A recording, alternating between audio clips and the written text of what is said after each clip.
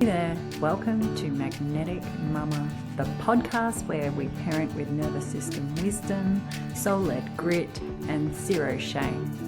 I'm Steph, a holistic nurse, writer, and a mum who is keeping it real in the chaos. I'm giving you permission to raise resilient kids without losing yourself, because when you thrive, your kids can too. So let's get into the messy middle and find our magic.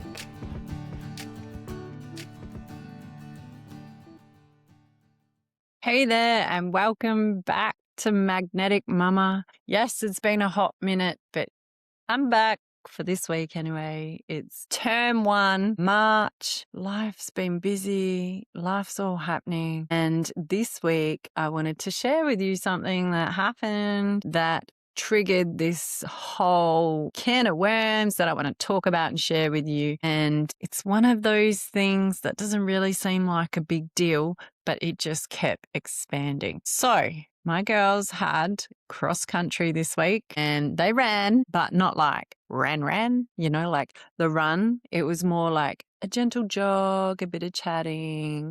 We're here, we're participating, and that's enough kind of energy. And no sprint finish, no real urgency to push, not chasing the top 10. And I found myself watching with this really not so subtle internal reaction. Like maybe they should want more. Maybe they should be more determined to win.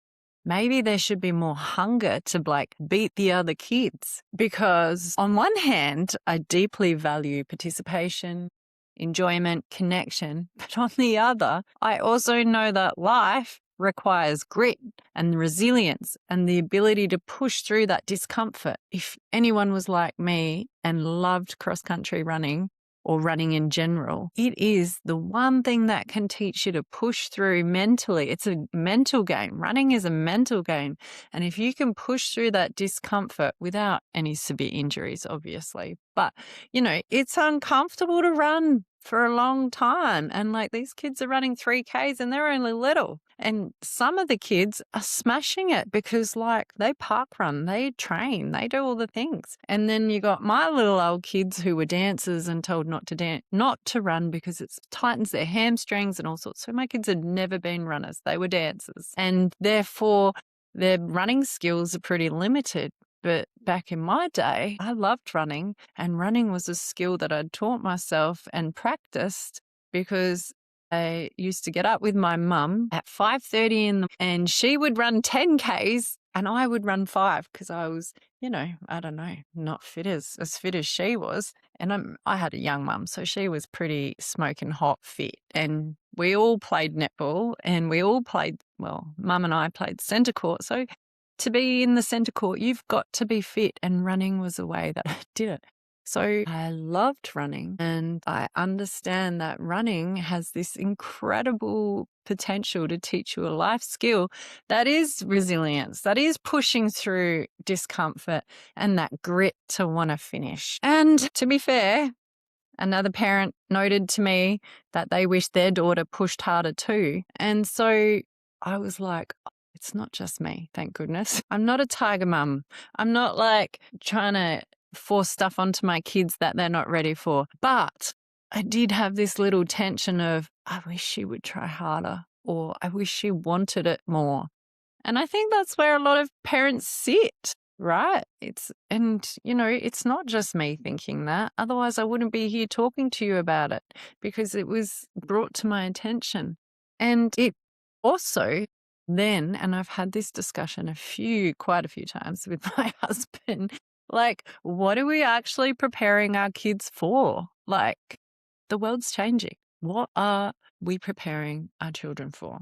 So as I mentioned, as a kid, when I was my kids' age, 10, 11, 12, 13, 14, sport was my life. And I was competitive, and I was competitive in the way that I didn't have to win everything, but I definitely wanted to be up there with the winners, and I wanted to be in the A team in netball, and I wanted to be getting higher grades in class. I wasn't always there, but that was my drive. I wanted to be good at things. And that's what drove me. And I also enjoyed doing those things because it connected me with the other kids. It, impressed my teachers because I was a massive people pleaser, even though I'm working on it. Sometimes it even got me out of class when, like I didn't want to do Indonesian.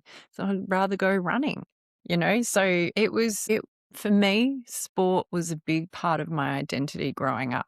And particularly in a country town where there's not that much else to do if you don't play sport. And so I adapted to sport and it really helped me find my way through life. And I think there's a lot of skills in sports and running and netball and basketball and these team sports that create life skills that you can't teach by parenting and just saying what, you've got to go feel and experience what it's like. So I was a competitive kid and I think I was quite a good sport most of the time, not all the time. I used to give umpires dirty looks and get contact a lot and stand out of play, but I kept on keeping on. And I'm just kind of curious about how other people, if I have that, but it's not transferring over to my kids, how are other parents feeling about this? So, and maybe it's not even necessary for the future, but because I think a lot of what we expect from our kids is obviously shaped by what we experienced ourselves, I'm like, I don't understand. Why don't you want to win? Why don't you want to try your best? Why don't you want to be up there with the winning people? So then I found myself zooming out and thinking about how different cultures approach this. Now, mind you, I am in a multicultural marriage and lifestyle. So I have a Sri Lankan husband and we are connected with the Sri Lankan heritage as we live here in Australia, but the rest of my husband's family all live over in Sri Lanka. So I have this unique perspective of two cultures in one house, but I also feel like I've traveled around the world enough. I've lived in India, worked with parents and children in India, taught in Thailand schools and a long time ago, and then worked in schools in Australia with very multicultural communities up north. So I feel like I've done a fair bit of observation. And, you can just see it in the schools. Who are the kids who are doing really well and who aren't? And often they're from different cultural backgrounds other than the Aussies.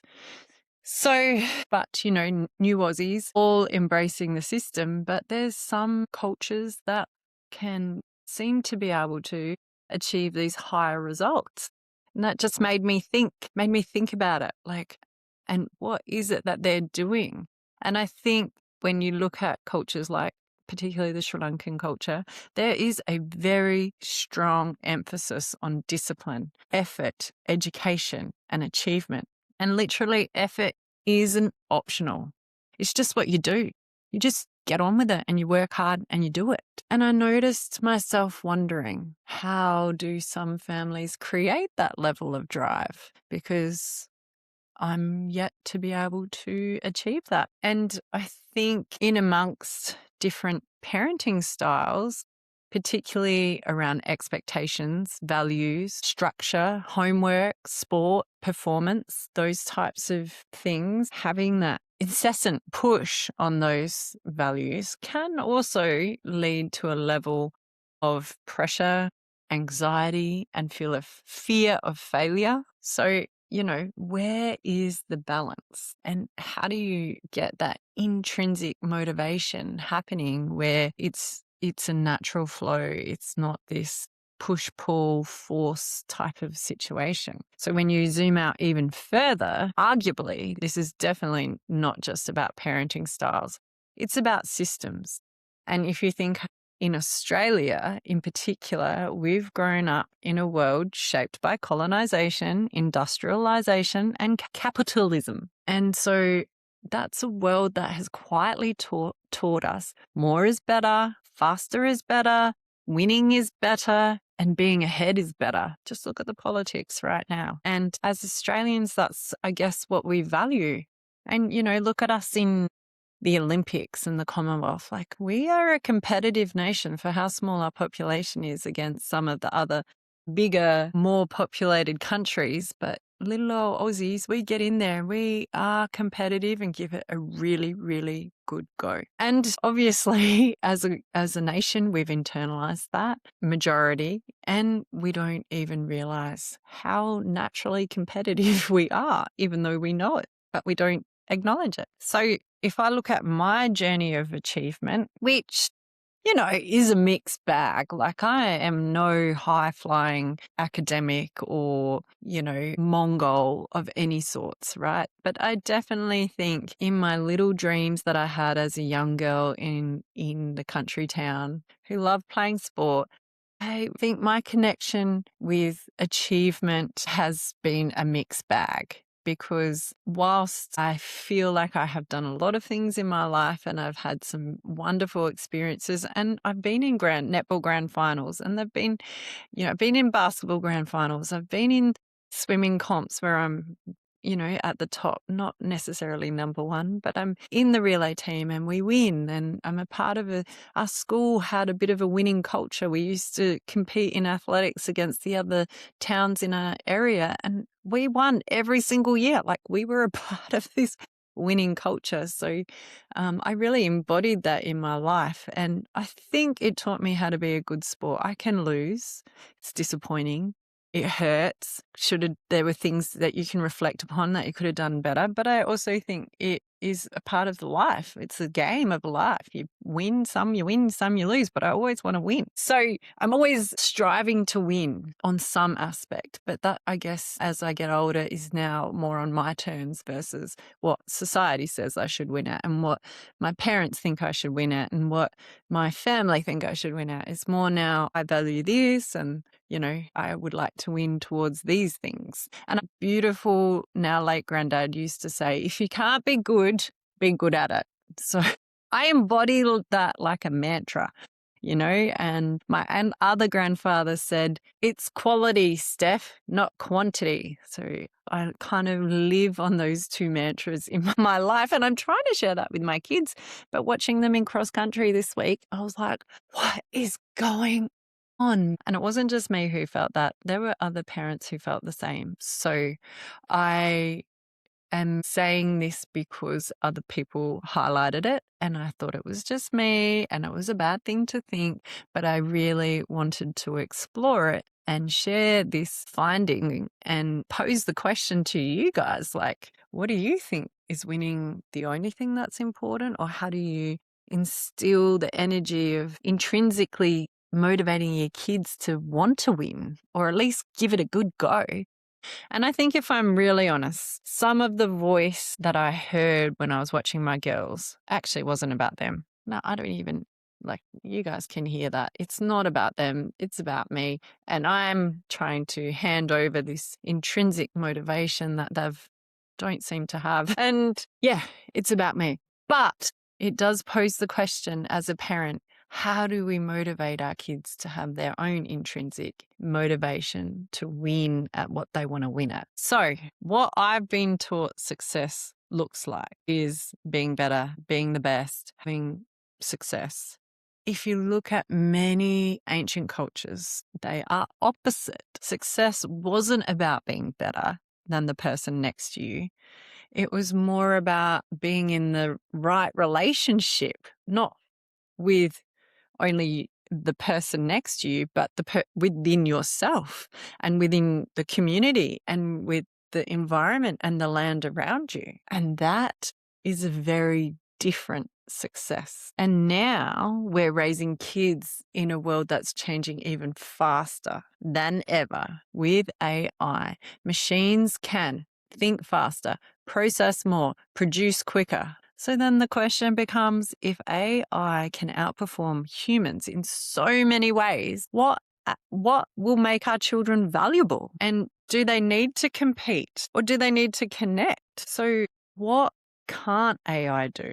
AI can't feel deeply, hold emotional nuances, build genuine human connections, or sit with someone in pain. And if I think back to some of the most powerful nursing experiences that are etched in my brain, that even make me a bit teary when I think about it, is when, there's two situations that really trigger me. And that is one, when I was out in a remote community and an old lady of a First Nations Indigenous elder was passing away, and I just happened to be on that shift. There's like 6 nurses that worked at this hospital out in the bush, and this old lady was on her last legs, and I was a baby nurse, right? Like I was 23, and life experience was minimal, and something intuitively told me that this elderly woman was about to have her last breaths. And I had not yet encountered death, actually,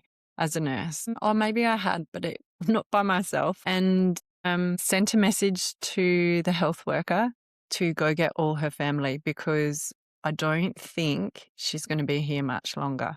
And I sat with her until her family came. And I kid you not, as her family sat around her, within the 5 minutes of her family arriving, she took her last breath. And it was remarkable. It was beautiful. And whilst it was super sad and like an elder and her wisdom had moved on, I don't know that AI could capture that moment as a human experience could. So it's things like that can't be automated, that can't be done by AI. And I think that humanistic approach is something that is going to be needed in the future. And yet here in Australia right now, we are hearing that our kids are addicted to screens, they lack resilience, which they do, that we're babying them too much, we do everything for them. But at the same time, we expect them to succeed, perform, compete, and get ahead. So we're saying be soft, be tough, be supported, but be independent, be emotionally aware, but be high achieving. That is very confusing for me and as a parent, as a human, and to share with them. So I guess for me, maybe the question is, how do I make my child more competitive? Maybe it's more a reframe around what kind of human does the future actually need? And when I think about what I want for my girls and what matters the most to me is that they find their potential and they live to it. They find contentness and a sense of purpose and enjoyment in what they do. And by doing that, they are able to live a life where they have the freedom to do what they choose. And I think that's available if we provide the right environment and opportunities, because the real edge moving forward might not be winning like what it was for us in the 80s, but moving into the future, it might be more about adaptability and emotional intelligence, resilience, creativity, connection. And so do they need drive? Well, yeah, but not in the sense of, I must beat everyone, I must be the best. It's more like, I know how to meet myself when things get hard, I know how to do hard things, and I can still push through. So when I go back to that moment when I'm thinking about, why don't my girls want to run harder or be better, instead of thinking, why didn't they try harder? I'm going to start thinking about, do they feel safe in themselves? Do they know how to push when it matters?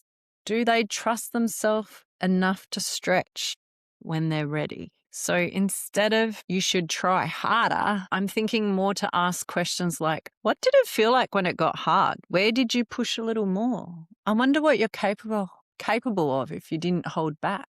Because really, this isn't about cross country. No, it's about how our children meet life and challenges. How do they avoid? How do they collapse? How do they avoid? How do they push? How do they stay steady? Because maybe we're not here to raise kids who win the race. Maybe we're just here to raise humans who know when to run, when to rest, when to lead, and when to connect.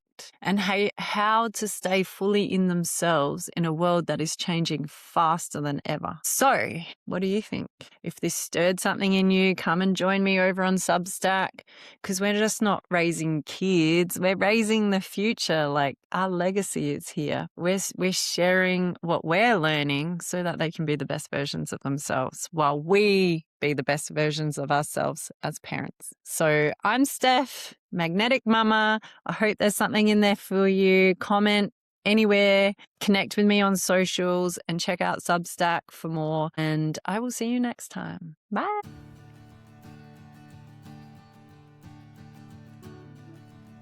Thanks for tuning in to MagnetiK Mumma. Remember, your calm is contagious. Breathe deep, soften your shoulders, and keep loving through the messy middle. I'm Steph, your MagnetiK Mumma. See you next time.